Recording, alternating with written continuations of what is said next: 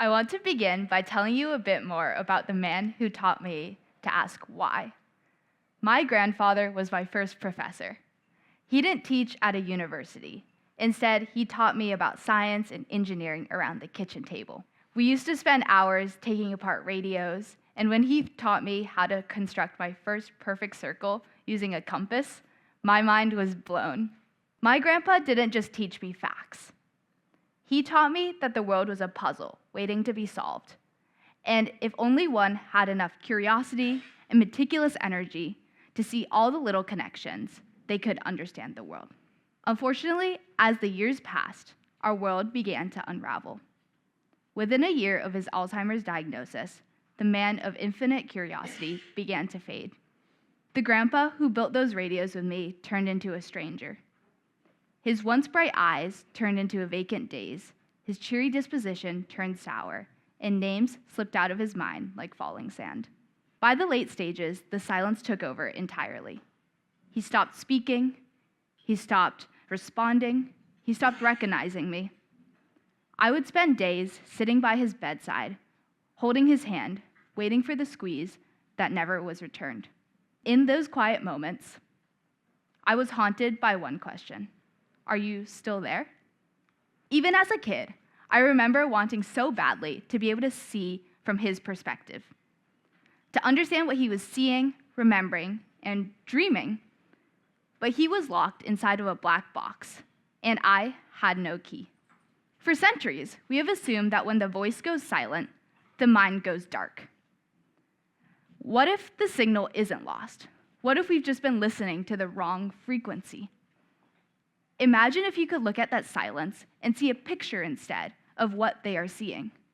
Imagine you could look up at a video screen on top of their bed and see a video reconstruction of what they're dreaming. What once felt like magic is now becoming reality. As revolutions in AI and neural imaging are pushing the frontier of what we ever thought was possible. My name is Kelly Zhang, and I'm a junior at MIT studying computer science and finance. I recently developed a novel approach to translating brain signals from fMRI scans into a real-time coherent video stream of what the person is seeing in their mind. When I first started working, I began to realize that the black box of human mind was actually a data problem. We couldn't fully understand how to translate neural activity into a language that we could understand yet. But there's a reason that this problem remained unsolved.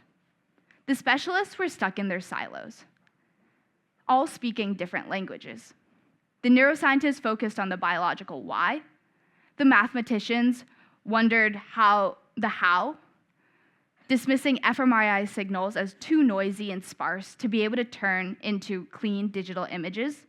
And the computer scientists were focused on the data, skeptical that any model could train with only a few thousand samples when traditional models require millions. But as David Epstein argues in his book Range, the greatest innovations don't happen at the center of a field. They happen at the edges where the fields collide. I wasn't a specialist, I was a hybrid. I'm not a particular expert at any of these things. In fact, I was not much more than a curious student.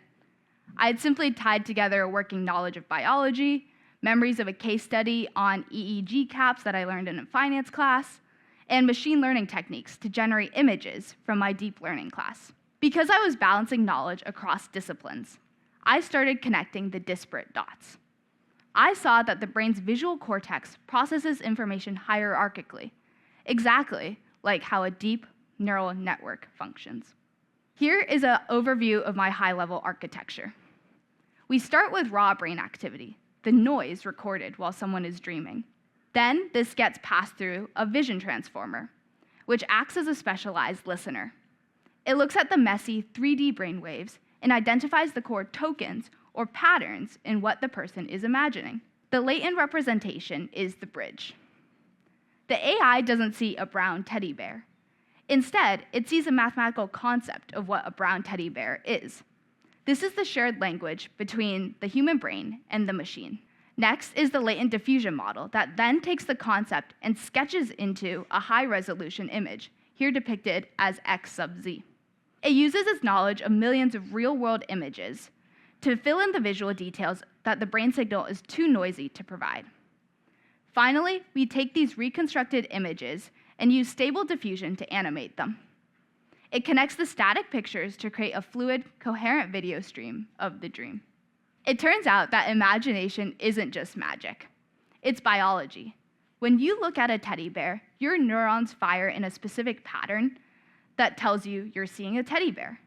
When you close your eyes and imagine the teddy bear, your brain fires in almost the same exact pattern. Your brain is a theater, and we just need to find the correct projector. So does this actually work? On the left, you see the original image the person saw, and on the right is what the AI decoded from their mind. We can continue to piece together these images to generate a video clip of what you might be dreaming about. So why does this matter? It's not just for recording cool dreams.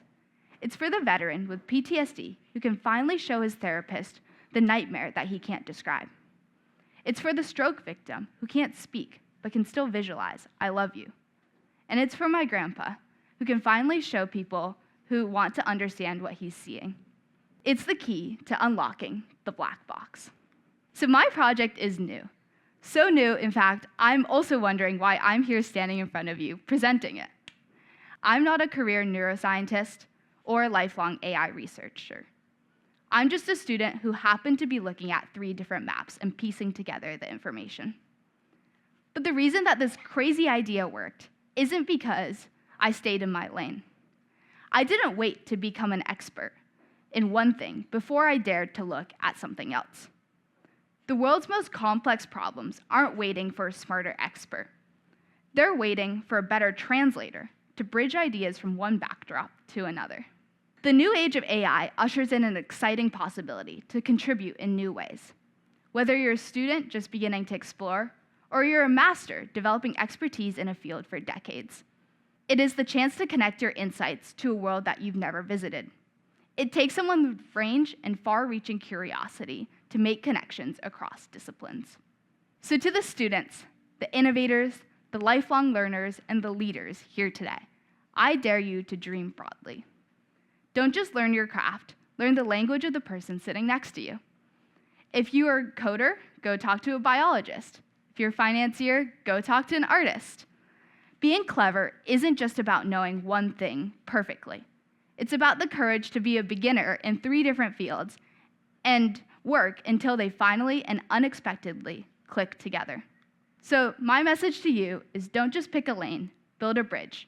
Because when we dare to make that connection, we unlock the world. Thank you.